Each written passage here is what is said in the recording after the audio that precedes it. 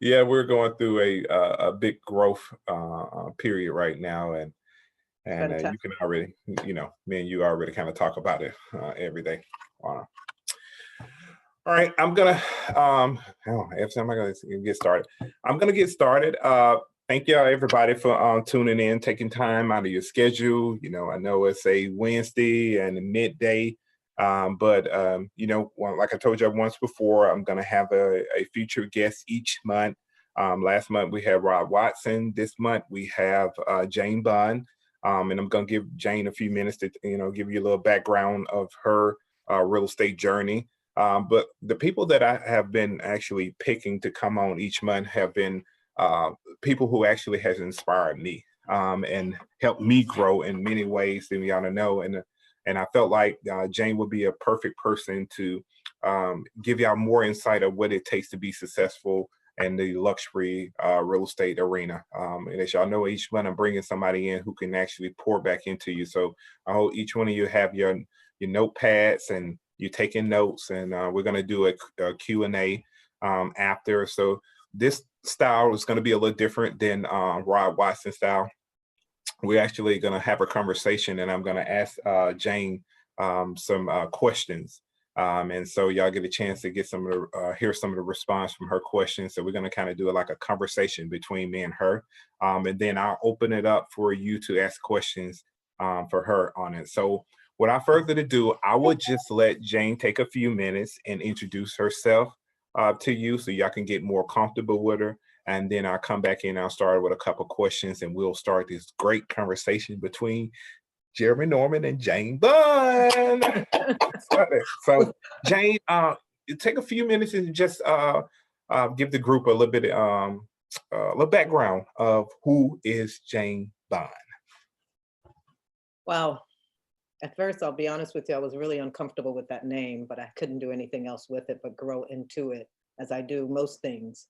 Um, I always thought, why did my parents name me this name? Why did they? It sound like everybody was going to tease me, and I was always this tall, thin, you know, flat-chested girl. And I remember a guy calling me Bacon Back, and it stayed with me for the longest. And I thought, oh my God, I got to get out of that. So as I got older and as I grew, into being who I am today, I kind of embraced the name and said, let me allow this to work for me in anything and everything I do. And then, being almost 6 feet tall, with big hair and uh, light brown skin walking in a room, that was always interesting too. And then open my mouth and say, my name is Jane Bond.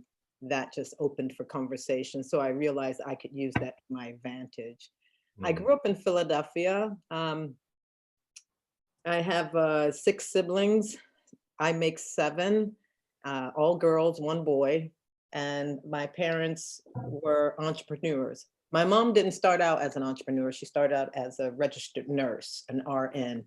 And as I was growing up, that was the way to go. For most Black families, you're either a nurse, you're a bank teller, or so forth. And my dad, who had only gone to 3rd grade, had to figure out his life. And, they met, got married. My mom was a nurse, and my dad decided that he wanted to be an entrepreneur. So he started out in the oil business, but he wore his shirt on, his heart on his shirt sleeves, and he gave away more oil than he took money for. So he ran into a friend and they got into the bar business. And lo and behold, long story short, my dad owned 7 bars and 2 nightclubs. And I thought it was magnificent growing up in that life and that lifestyle. And those bars weren't in great areas. As I grew up, I thought, oh, wow, we're in the ghetto. This is not the bars that I go to now that I've met friends as I'm older that my friends go to. So, I started working in them and learning the business and learning how to do inventory and fire and hire people, and realized that our lives were changing. And then my father retired my mother and gave her a bar to run. And all of a sudden, we had more money, we had better cars, we had better clothes, and college became an option. It wasn't, you better go to college, even though I'm paying. The question was, do you want to go to college? You can do what I'm doing, I can teach you how to do it, or you can go to college. You know, I definitely chose school, but it was a wonderful thing that I had an option. And my father was the type of man, he paid for our schooling and said, this is what I'm going to do for you. After this, you're on your own. So that was a huge plus for me. And that was a huge light bulb that went off in my head as a woman, you know, a woman of color also, and understanding business and all, because in our families and in our homes, we're not always taught, you know, finances and understanding, you know, creating legacies, financial legacies. So that was huge for me. After I graduated from school, I went into being a flight attendant, loved it, didn't have a boss, flew around the world. I was up in the air, and I'm the type of person that when I get a job, I only had that one job. When I take on something, I take it to the fullest. So not only was I a flight attendant, I became what they call an international flight service manager. So I flew international my whole entire career, met a lot of people, serviced first class, understood what it meant to serve people of a certain stature, understood the attitude and the expectations that they looked for when they came aboard. And also I had to go back and service coach. So I vacillated. So that made me understand a lot about people, different cultures, you know, and the world itself. And I always say I'm a citizen of the world because of that. And because I've traveled so, you know, extensively, that I feel like I understand people and from all walks of life, you know, whether they're at a certain financial level here or a high financial level. And after I left being a flight attendant, I decided to open up my own business, and I went into interior design because I felt like I knew quality as opposed to quantity. And that's what took me there. From there, I became an entertainment manager and started servicing celebrities, from models, actors, recording artists, television personalities, and speakers. And I was their manager. And after that, and the market crashed, I can share with you, once the market crashed, I kind of ran like everyone else and didn't know what to do and was trying to figure out life. And I ran into my husband after 32 years. Long story short, I met my husband when I was on a flight on my way back from London, and ran into him twice in 20 years. The third time I ran into him, we got married, and that brought me to Naples, Florida. So you know my life story in a nutshell. And when I say I ran into my husband twice, I mean actually just ran into him. Hi, how you doing? How's so-and-so? How's Jeremy? You know, 10 years after knowing each other, dated him in late 80s, married him in 2010. So that was our journey. It was meant to be. For some odd reason, it happened. And he brought me to Naples. Never did I ever think I would end up in Florida in my whole entire life. I lived in Paris and I lived in Venice, and no one could have ever told me I would live in Florida. And when I found out where Naples was, the first thing I said, "Do you mean Naples, Italy?" And they were like, "No, Naples, Florida." I was like, "Where is that?" And they said, "On the West Coast." And I was like, "Where's the West Coast of Florida? I only know California and the East Coast." So that was a whole learning experience for me. And then when I arrived here in 2008, I noticed there was no one here that looked like me. After maybe 6, 7 months, I kept saying, "Okay, where's everybody? What's going on here?" And then I realized I was in a very extremely, I won't say very wealthy, but extremely wealthy area. And I decided to go into real estate. So in the real estate career, I started selling homes for $135,000. They were condominiums. And when I say I started selling condos and I say it nonchalantly like that, I don't really mean it, because I don't want to offend anybody, because $135,000 is a lot of money for a lot of people. And even though it's a second home, that means you must be making a certain level of income to even purchase a second home. So with all respect, I say that. And I just worked really, really hard, understood what it meant to climb and do extremely well here, because I was the only one here. And I had to kind of break out and show that I could do this. And I had a business background, and I started selling, like I said, $135,000 condos, and my price point went up, but it would never go past 400,000, which was shocking to me when everybody around me was doing bigger deals, and even the people that started with me. So I had to figure it out, and I really didn't understand what it meant to increase your price point, but increase your service at the same time, because real estate was, I had my license in New York. I don't want to say I didn't have a license, but I only did a small stint in New York with selling real estate. And New York is a huge, huge market, but totally different from here. We have waterfront properties, we have gated communities, we have golfing communities, we have boating communities. So there's so many different elements that I had to figure out before I could even move up, because I wanted to sell everything. And I didn't farm, because I didn't want to be confined in one place, which farming I hear is really a good thing to do. And that's something I probably will take on as my career moves further on. But I sold and learned everything. I learned all about this market. I learned every community here. I understood what it meant to be in, a bundle golf community compared to, a high level golfing community. I understand the waterfront properties. I understand living on the beach, and also not just living on the beach, but having your property on the sand is even more expensive. So there's so many different elements to that level of selling that I had to learn. Once I learned all of that, I was able to move up higher and higher and higher with my price point. I remember the first time I had ever landed a $1 million listing, I was like shocked. And the level of service and the level of customer that was, everything changed. The language changed, the numbers changed, the clientele and the resources that I had to bring to the table changed. I was being asked to do things I hadn't ever even thought about doing when I was working with $300,000 and $500,000 and $600,000 clients. I had to find all these resources and keep them in my pocket to be able to utilize them with these customers. And once I realized that was the key to my success, I just built on that over and over and over again. And I also took on a coach, because I didn't understand the part of tracking my numbers, knowing where my business came from, understanding how to really look at my business and take it to another level. And my coach opened that up for me.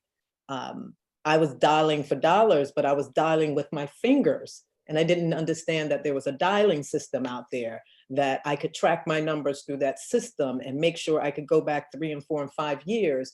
And the follow-up was so extremely important, because I would be on the phones, I don't know if you guys use a dialing system or a Land Voice, Mojo, Vulcan, whatever, but you don't hear anything until the person picks up.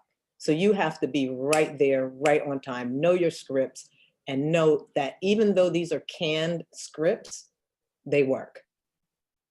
And that's what's important. You have to know that this is what we call repetition, boring repetition, because you have to do it over and over and over again. But the day someone says to you, I want you to come to my home and speak to me about what you can do for me and how you're going to unfold your plan of action to get my home sold, it's like the rainbows, the suns, balloons start flying, because now you can, uh-oh, I got an opportunity. It's time for me to go and get this listing, get this audition.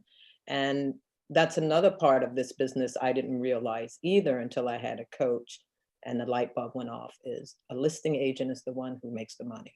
A listing agent is the boss. A listing agent is the one that everybody works for. And once I understood that, that took my business to another level also, because becoming a great listing agent and being able to sell myself and do the presentation that, got the job done, meaning got the contract. And I always didn't get the contract when I went to the presentation. It would come a few hours later, or it would come a day later, but I knew I had the job. I was that confident once I walked out of there. And it was just a matter of them talking to the other realtors. And I even would offer, would you like me to call the realtor? Because I knew I had the job. But that was a huge part of it for me. Just really understanding my market and my stats and my track record when I would walk into that presentation and walk out of there with knowing that I had the job.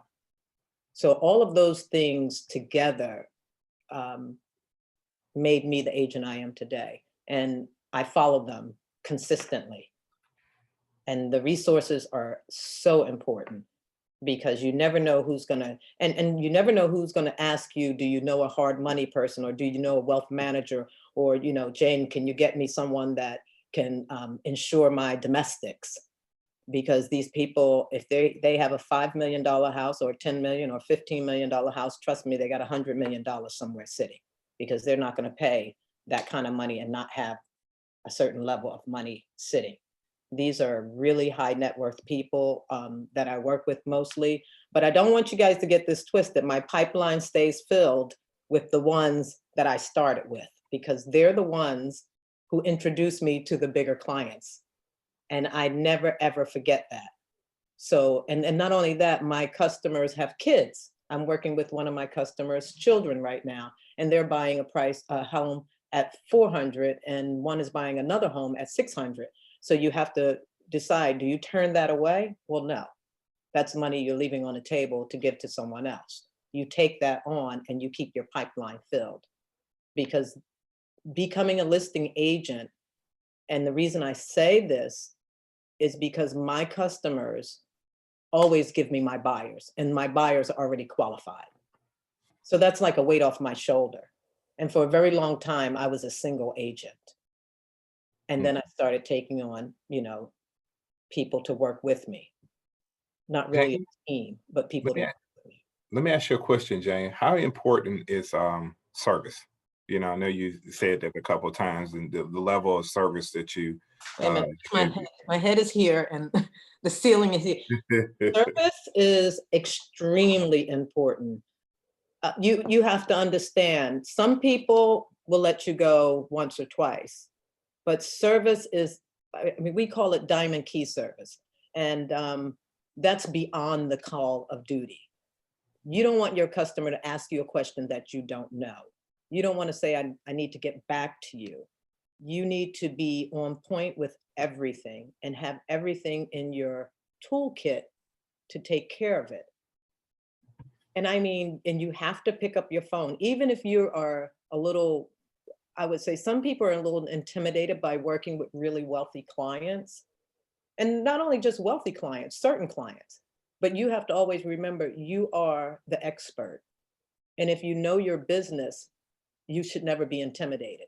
You should always pick up the phone, even if you have to fire a client, but you're the expert and that's why they hired you.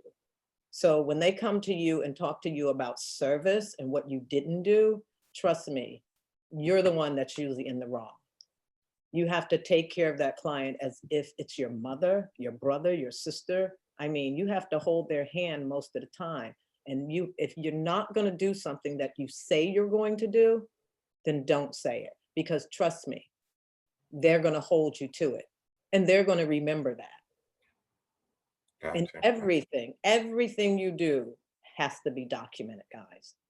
Not one thing. Don't act like, oh, well, you know, I'm going to do this later. No, it needs to be documented. You can't say, well, you said, or we talked about. There's none of that in this business. Mhm. Well, another question I have for you: what advice would you give a agent that's trying to break in the luxury industry? Um, I would say you don't really break into this industry, you grow into this industry. Right. There's levels to it. I'm sorry, the printer is going. There's levels to this industry here, and to this level of, you know, working with high net worth clients. Like I said, you need to know your business. You need to know that you have the resources to take care of these type of customers. Most of the time when you're working at this level, usually you're referred. Somebody is going to refer you because you did such a great job for them. And you know, once that someone referring you is like the biggest compliment you will ever get, because that's like found money for you. So you can't screw it up. Mm. Like walking down the street and finding money. Somebody refer you a, $800,000 client, you're looking at 24 grand there, you know? So, you have to think, I mean, actually, yeah, yeah, you're looking at about 24 grand, netting 24 grand. So, I mean, some people make that in a year. So you have to really respect the business and respect the job. So it's so important, to beef up your service. And when I say beef up your service, you should have everything at your access. Mhm. And knowing your stats, knowing what's going on in your market is so key because there's a few different clients that you're going to run into, especially buyers. You're going to run into the analytical, which can be a nightmare if you don't know your business. Mm. Because they're going to analyze not only you, they're going to analyze everything. They know the market. And in our market today, you don't really have to go and look for properties. Most of these clients are coming to you with properties. Most of these clients are saying to you, oh, I saw this online. Can you tell me about this property? Oh, do you know this community? And if you don't know, they're going to be like, well, where do you live? You don't know the work. Do you know the school system? Do you know if the schools are good there? Mm. Mm. That's something I tell them all the time. Becoming a specialist in whatever market that they choose to concentrate on it. Got another question. How is important is branding? Your branding. Today, branding is very important. Even though, I just became a broker myself, Mhm. and it's so important for me to keep my brand up along with the agents that are coming on board and not being afraid or not being fearful of them creating their own brand because I created my brand. My brand stands out from the people that held my license now. So now I can go out and say, well, this is the Jane Bond brokerage or the bond agency or what have you. And they would know it because they know me. So Mhm. when you brand yourself, one, the first thing you have to think about is what you're going to put out there because that's what they remember. You can't brand yourself this way, then come out and brand yourself that way. So it's really important to have a clear picture of what your messaging is going to be with your brand. It's not just about finding a logo, online and because it looks good, that's what you want to use. No. I mean, you can go to Fiverr and have them, create a logo for you. But a logo, there's a whole psychology behind creating a logo for you.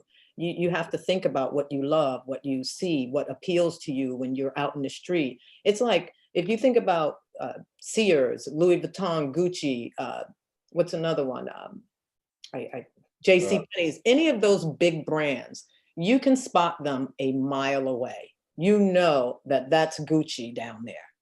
mhm. Mhm. Your brand has to be the same way. It has to have a message. It has to reach out to the people that you're trying to target, along with your look also. Um, your How brand. important is that look? How important is your look in the luxury arena? Well, I'm not going to bite my tongue about that. Your look is extremely important. And I can say, ladies, you cannot go on a listing appointment with the clothes that you would go out and party in. I always tell people, Louis Vuitton is totally different from Louis Vuitton. Mhm. Red bottom shoes and Louis Vuitton is completely different, products and completely different targets. And what you have to understand, there's a loud customer, you know, and then there's quiet luxury. There's quiet luxury and loud luxury. And these people, these brands know who to target. They know exactly what they're doing. Everybody and their mother is wearing Ferragamo right now. I can tell you 20 years ago, no one I knew what Ferragamo is. And a lot of people don't even know where Hermes is, and Bottega Veneta. A lot of these brands are targeting certain groups of people and they're doing it extremely well. And that's why you see everybody with the same thing, and I say go in the other direction. Mm, If you see gotcha. them doing this, go in the other direction. You know, the $1 million listing boys changed the game, totally changed the game. And if you look at most of them, the way they dress, besides, I would say, the Altman brothers, you don't know what they're wearing. They're wearing just beautiful suits and beautiful ties. But to the trained eye, you know the tie is an Hermes tie. You know the shoe is Bottega Veneta, or you know the shoe is a Ferragamo without the labels. And these people that are extremely wealthy, they're very anonymous. They dress anonymously wealthy. And I call them quiet luxurians because they don't want you to know that they have money. They're not interested. When you go to their homes, and maybe some of them, love beautiful cars, they'll drive a Rolls Royce, Ghost or something. They won't be in a Wraith or a drop top, they'll be in a more conservative Rolls Royce, or they'll be in a more conservative, unassuming car. But they're on their way to the, private airport to get in their jet. And trust me, you cannot trick them when you show up. They know. They're judging you from the moment you step out your car, from the moment you step over their threshold. They're looking at you from toe to head, not head to toe. And you all know what that looks like when someone's sizing you up. So you must, and then not only that, you don't know who you're meeting. You could be meeting the grandmother, the grandfather, the little kids, the uncle, or the wife, and the mistress that's standing there too, which is the babysitter. So you have to be really careful. And even with the men have to be careful because you don't know who's jealous or not. And they'll look at the man and be like, oh, well, we're not hiring him. He's not going to be around my wife. And as a female, as women of color, we have to be very careful, unfortunately.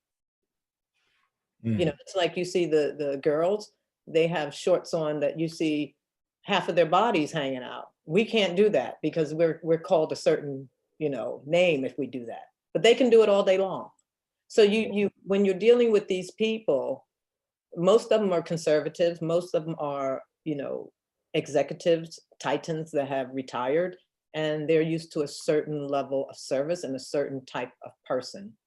And you're selling their largest asset that they will ever have, and it's very valuable to them. And they want to make sure that you know what you're doing. And like I said, it's an unfortunate thing, but it's something we have to deal with and face, and especially me in this market. Yeah. I mean, if I saw 5, 6, 7 of you guys, I would be like, wow, come on, be my agents, but I don't. And that's unfortunate for me, but I work what I have. So, you guys, just one thing I can say to you is more so than anything, don't overdo it because you don't have to. And be your authentic self when you're in front of these people. I don't care who they are, what culture they are, what color they are, just be yourself, because being yourself makes them feel comfortable because they know who they're dealing with. But if you go there and you try to be something other than yourself and you try to speak above yourself and what your knowledge is and you get caught out on it, and no one's going to say anything, they're just going to be like, oh, I don't trust this person. They don't even seem like the person that's in front of us. I hear it all the time, especially if I'm picking up a listing from another agent. They tell you everything, the customers, about that agent that didn't win, or didn't sell their property. And one, they're upset because they didn't sell their property. So they're going to talk about them like crazy. And even when that happens, your job as a professional, and as someone that has integrity and someone, that works out in the field with other agents is just to say, well, it's unfortunate they couldn't get it done, but, hopefully I'll be able to take this on and take it over the net. I never throw an agent under the bus. Yeah. I got another question for you. What do you think is the best advice you ever received in real estate so far in your career? To be myself, to be my authentic self. Good one. Be yourself. Yeah, and to get a coach. That was the best advice. I got a coach. How's important is having a mentor or coach in this industry? Well, I always try to tell people, a coach you pay for. A coach is someone that's there for you, that's going to shepherd you through the whole business aspect of what you do. A mentor is someone that's usually going to choose you because they see something in you. They see this burning desire, and usually you mimic something that they had inside of them when they were younger or whatever. And they're going to take you on and they're going to run with you and they're going to watch you, your every move. And they're not going to make any mistakes with you. They're going to pull you back when they think you're going too far. They're going to be with you throughout your whole career. A coach you pay for, a mentor is someone that really has passion and a purpose to get you where you need to be. They're going to always be with you. It's kind of like a personal manager and an agent. I was a personal manager. I saw my customers, well, my artists, before they would, I can tell you, I had Macy Gray and Dia Davenport. Before they hit the stage, something might have happened and they were hysterically crying and freaked out. But when they hit that stage, no one in the world knew, because boom, lights, cameras, action, they knew this was the time to take care of their business. And so I compare these two because my phone was ringing 4 o'clock in the morning. I can't get my dog on the plane. What can you do for me? I'm on my way to London. Can you help me? Can you get somebody to get the dog for me or take care of it? So you're everything. When you're a mentor, you're everything to them. When you're a manager, when you're a coach or an agent, you do your job from pretty much 9 to 5 and you get the business and you go home and you sleep at night. So there's a huge difference, and usually what we say is people that are big celebrities, they usually have both. They have an agent and a manager, a personal manager. And they pay them both the money because they need them both. The agent is not going to the house to feed the cat or the dog. No. Okay. So, if you get a mentor, trust me, that mentor really likes you, really cares about you, and have something in their heart, to look out for you and make sure you get to where you want to be in life. A coach is looking to be paid. Okay. Not that they won't do the job, but they're definitely looking to be paid. So let me ask you another question on it. When you came into Naples market and you knew that you was going to have to do something to separate you or for you to stand out from everything, what type of approach did you take in going into the Naples market? Were you heavily on cold calling in that particular market to break into it? How did you figure your way in breaking into that luxury market in Naples, Florida?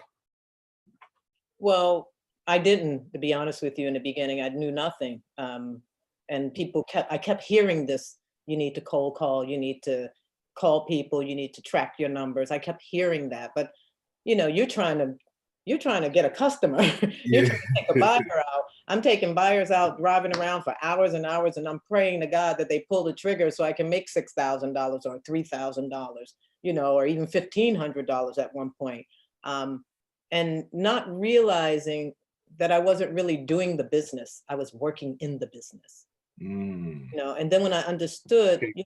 this is a business. You need a business plan. You need to know how to take care of your business. You need to have a profit and loss statement. You need to have a business plan going forward. But before you even have that plan going forward, you need to know where you came from. Where did your customers come from? How did you keep in touch with them? How do you follow up with them? What did you make? What were your numbers last year to see that you can make them better the next year? Mm. So that's where the whole tracking your numbers kept coming into place. I kept hearing, are you tracking your numbers? Then I would hear, what's your GCI? And I was like, oh, I don't know. I didn't even know. At one point, I didn't even know what these words meant. And My first 2 years in real estate, I don't think I really knew what GCI. I was just exactly. working, it just working. Yeah. What's your net income? What do you do? What's your splits and how did your splits work? I would tell people my splits, and someone told me one time, don't tell anybody your split. I was like, oh, okay. We're not supposed to talk about that. So you kind of learn along the way. If no one's teaching you from the start, then you have to kind of figure it out, and that's why I went into the brokerage part of this business, because I meet a lot of agents that really don't know what they're doing. And that's unfortunate. And it's usually the agent that got in the business And they gave her, we think about the split more than we think about the tools that we need to get to that higher split. And sometimes taking that lower split and being able to go back and negotiate because you understand the business now is so important. So I kind of went that route. Okay. I didn't know, and nobody wanted to tell me either, because they knew if I found out, I was on my way. It was time. I was the jockey on that horse that was coming. So, once I figured it out and understood that it wasn't about my split in the beginning. It was more about me understanding how to do the work. So when I first started, and I started with Keller Williams, they had a bull pit. And I remember sitting in the bull pit for 90 days, not making one sale, just listening to the agents that they said were top agents or midline agents or whatever, understanding how to do the contracts, making sure I didn't make a mistake because I didn't want to get sued, understanding that, it wasn't about me being an LLC, it was about me being an S Corp, listening to the people that were doing well. And then after 90 to 100 days, and I remember saying, okay, I'm going to go and see at least 100 open houses. I want to know what's on the market. I want to understand what it means to look at That's these it. products, look at the hardware, look at the floor. Even though I was an interior designer, I was there with people creating this, not what was created. So I would have to go in and see that there were herringbone floors, there was crown molding, a certain crown, a triple crown, vaulted, knowing the different woods and porcelains and marbles and granites. And I mean, it was an education. I had to educate myself on everything, understanding what it meant to have a waterfront property, understanding what it meant to have a property on the sand and not across the street from the sand, knowing the value of all of that. So I had to continuously learn and up my game before I got there. So, in the beginning, yeah, it's going to be hard. It's going to be hell. But if you really want this, anybody can do it. Anybody. And it's not about the way you look. Trust me. It's not about being pretty or looking hot or fashionable. There's some agents here that are doing $60 million a year, and you look at them, you're like, oh, well, maybe I should run around in sneakers. But it's a different ball game for certain people. People like certain agents for whatever reason. So, don't sleep on thinking that, you have to look a certain way either, because you get the job done, your name is out there. People are going to come looking for you because they say, your business, your numbers, the value. I mean, I've been with agents, they would talk circles around me. And I would go back and go, oh my God, I can't believe I didn't know that. I can't believe I didn't even think about that. I mean, they would talk about the tax system. They would talk about, the school system. I mean, they would talk circles around me, and I would just stand there and watch them and think, wow, this is what this is all about. So when I say know your business, you have to know your business. This is not just taking someone out to show them a pretty house and open the door and here's the kitchen and look at this crown molding. Oh no, it's about knowing who the builder is, knowing who the architect is, knowing who the pool builder is, knowing what type of, if it's Icynene in the house as opposed to, the regular insulation. All of those things matter, because when that question come up and you don't know, it's because you didn't do your homework. That was powerful for me right there. Really, really understanding your craft, Yes. and diving into it on it.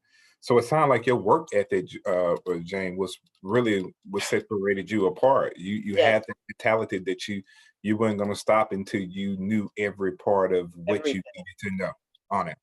I And was so let me ask you a question: do you continue to educate yourself and continues to grow? And you have to. Absolutely, because the numbers got bigger, and I think the biggest surprise for me is even after selling, a 5 million, a 7 million, a 10 million, a 8 million, and I Tell us got what your highest house you sold, Jane. 18 million. Mm. And I'm looking at something over, I didn't say anything because people in my luxury lab, I wanted to tell them that I'm looking at a listing over on the other coast for 35 million. So, and it's 35 million. yeah. And I'm pray for me. Yeah, we said a prayer to you on that. But how was that feeling when you sold? How was your feeling when you sold that 18 million? Well, the agent on the other side was a bully, and he tried to bully me. And it was not a really good feeling. I mean, these people had walked away 4 times, and it was a very volatile transaction. You know, it's like you get and the property was on the market for 9, 10 months. So I sank good 40, 50 grand. And if Mm, I didn't sell it, guess what? That money was like poof, you know. mm, So um this agent who was a guy, he was really nasty to me. He was, at first he was nice to me, but then when he saw that I knew my business, first I was the little girl, the whatever, and then he treated me great in the beginning, and I didn't even realize some of the things he was telling me at first because it was just what I was doing. I was selling my property. Like I said, I had sold a 4, 5, a 8, a 10. I sold those big ones, but this was multi-millions. And this was going to change my career, mm, especially the face of my career in this community, meaning where I live, the Naples itself. And these people walked away 4 times. So the first time you get the contract and you're waiting for the offer to come in and you see the offer and you're like, oh my God, then did they actually lowball us? Did they hit us this low?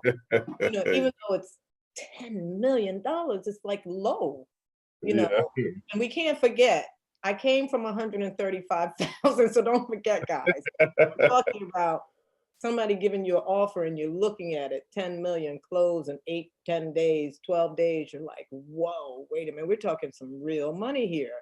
And what buyers fail to realize, and someone said this to me today, is that no matter what they're buying, they think the seller is desperate to sell. Mm, So they just think they can offer them anything. Well, the mm, first offer, we didn't even respond. My mm. customer's like, and she was a hardcore cookie. I mean, she was a hardcore businesswoman. And the second time around, they came up a little bit. I was like, oh my God. Then they walked away. Mm, When somebody walks away and you have an offer and you're like, oh my God, it's over. They like totally walked away. Then I get a call, maybe a week, 2 weeks later. I see the number and I'm like, oh my God, that's them calling back. So, I'm really excited again. Long story short, walked away again, got to the deal. Now we're at the point we're talking business. And even down to that point of getting the numbers on paper and saying, okay, we're going to do this. Now we have escrow. And that's another thing, guys. Escrow keeps the deal moving.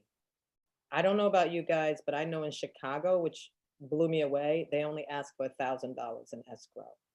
mm, I ask for anywhere between 8 and 10%. mhm, People will walk away with a little bit of money on the table. You're not walking away that easy. If mhm, I'm closing a $2 million deal, or a $4 million deal, you're giving me at least a $500,000 mhm, because now you mean business, and we want to keep this deal moving because if you breach, we have a $500,000 and I get a part of that. The seller doesn't get all of that. It's in the contract. We get a part of that. So, I know a lot of agents take a little bit of money for escrow. I don't do that. I don't put my customers in that predicament. So what happened was they left, they came back, and it got to the point that it was a huge struggle, and we had a power person here, buyer, and we had a power person here, seller. And it got to the point, my seller, she told me, she wrote me and she called me and she said, you tell them, do not try to buy a Rolls Royce with Mercedes money. I will never forget that. And she put it in writing and she said, you send it to them. I went, oh my God, if I send this, it's definitely over. The deal is done if I send this email, and I won't even go into it. It was much more in that email. She wrote it out. She told me to read it, and she told me to send it and blind CC her on it. So I had no other choice. I didn't mm. want to send it. And they caved. And she told them, if you don't give me an answer by 5 o'clock, not even 5 o'clock, by end of play, that's the word she used, I'm putting it back on the market at the original price and you have to start all over again. Boom, we had a deal.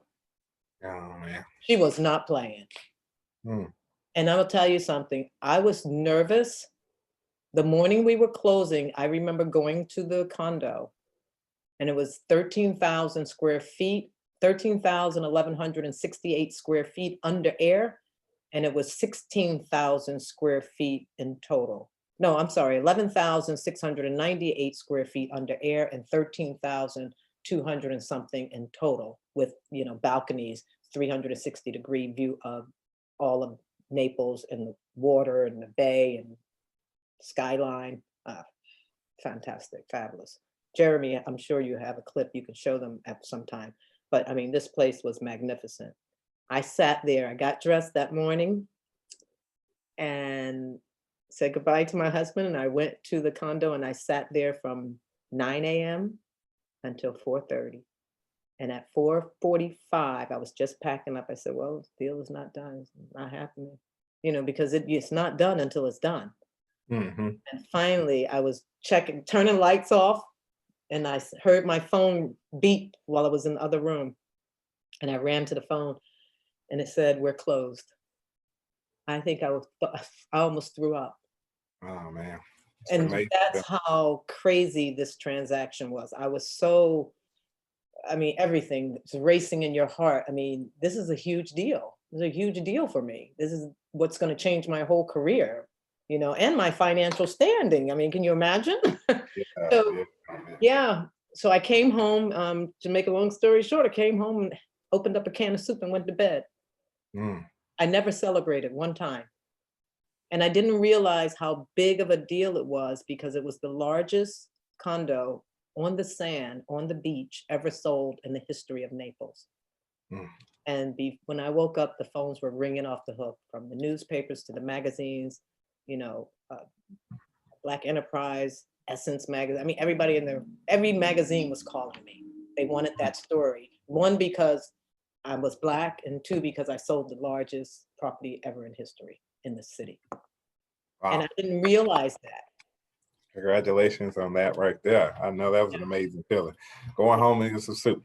All right. So what I'm gonna do it right now is I'm gonna open it up for some agents. And if y'all have any questions, y'all feel free to ask Jane any questions now. So we'll open it up for another 10 minutes of questions, and then we'll kind of wrap this session up with Jane. So feel free. Come on. What questions do y'all have? I'm here for you guys.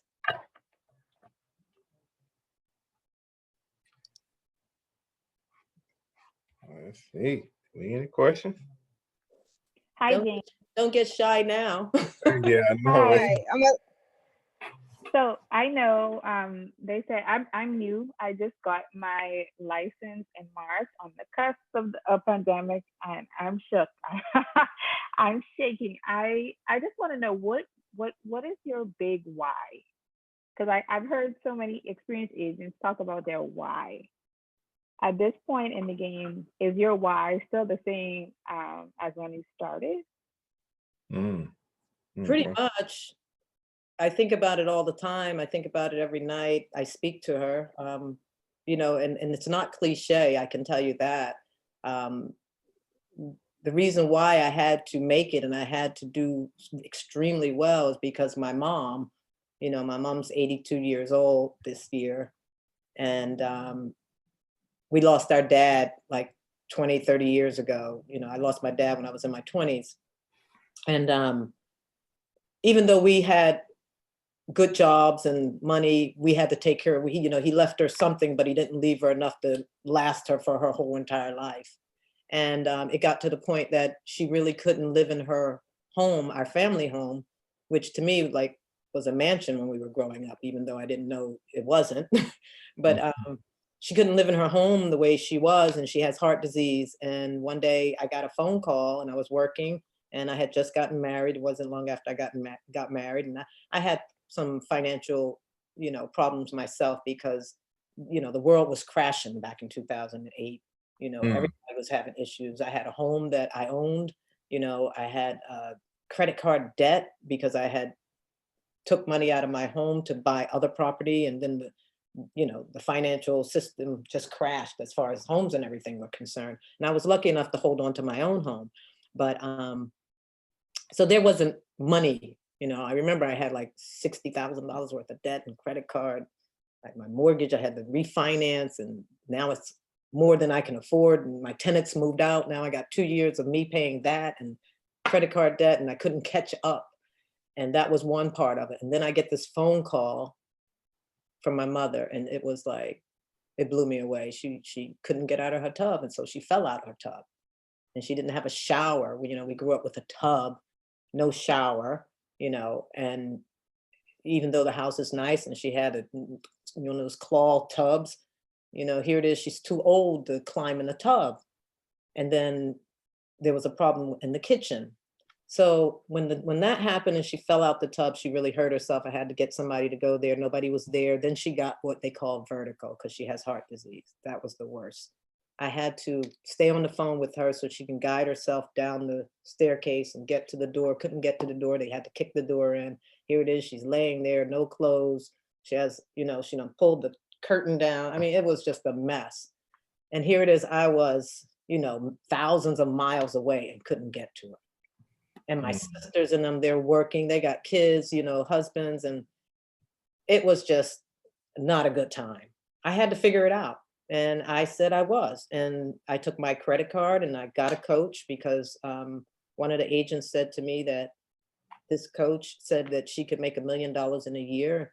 And I had seen this coach 2 years ago, 2 years prior to that, and said, oh, there's just somebody else that wants my money. I can't afford to do this. I'm not going to even, you know, begin to act like it.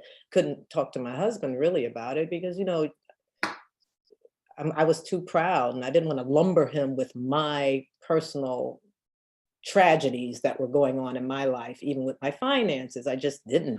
I guess I was just too proud at the time. You know, so that was the big why when all that happened. And I can tell you, after I got a coach, I would say almost a year, I would say close to a year, I was able to redo the bathroom. I mean, gut it, gut the kitchen, and buy her a car. Just like that.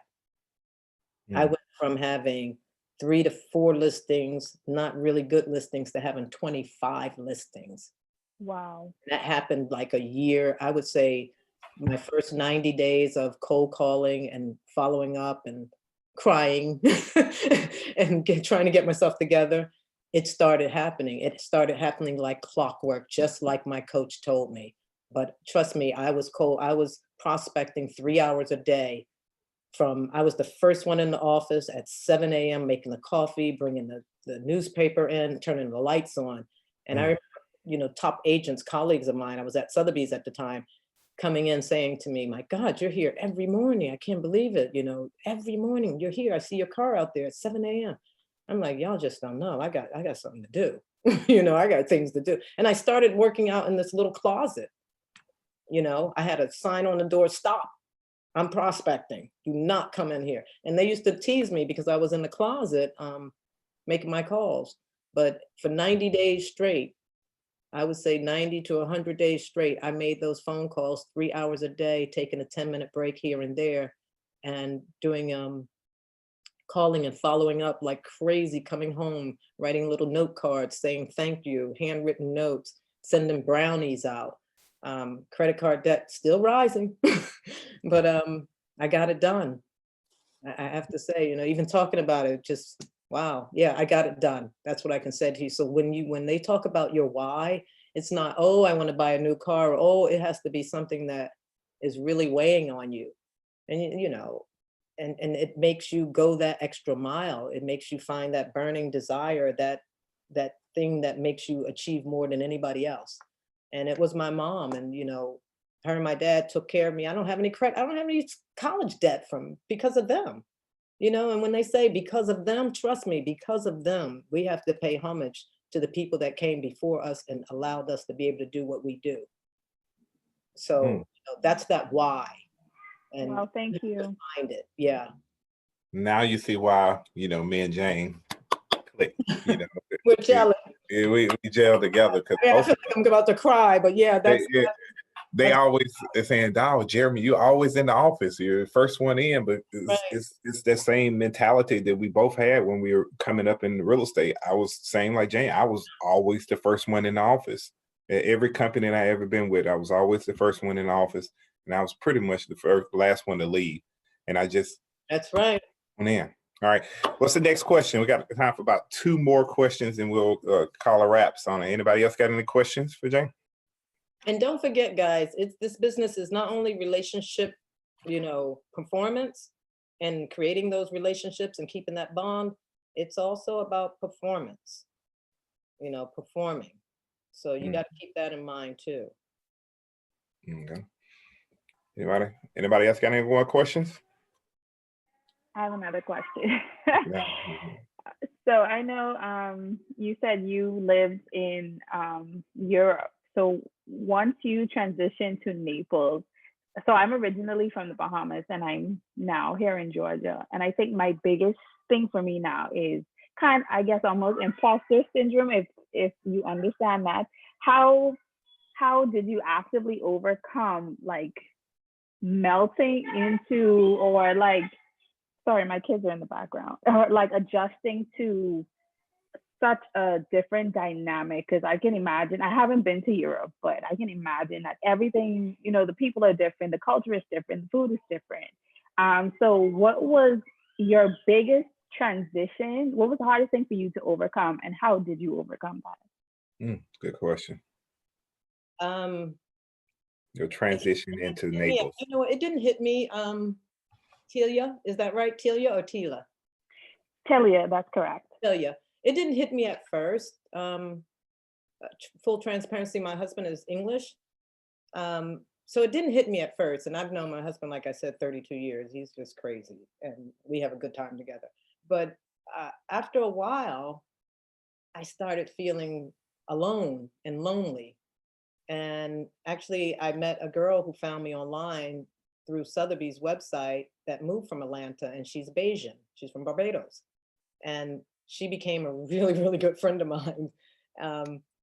But that's what started happening, is I started feeling lonely. I mean, even though being at the top of my game and I had agents around me that, do better and, whatever. It was something about not seeing someone that looked like me, not being able to have that conversation and, speak that swag and talk about this, that, and the other thing, and be, the girlfriend talk, and not always having to explain something. If I said, a slang word, it's like, oh God, I can't even I can't even be myself. And I had to get past that. And I said, you know what, let me just do my business and go somewhere else and enjoy myself. And that's what I did. Even today, it bothers me a little bit. And you just get past it. You just have to do your work and be yourself. Mm-hmm.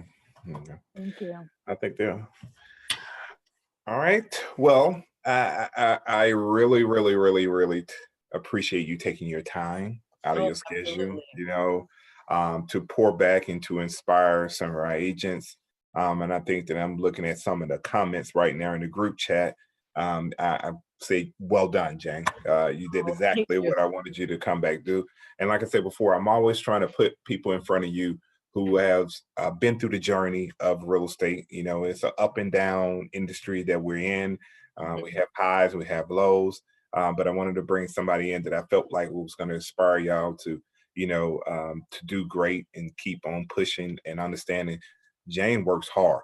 And you're not going to find another person who's going to knock on doors or have conversations or going to work 3-4 hours.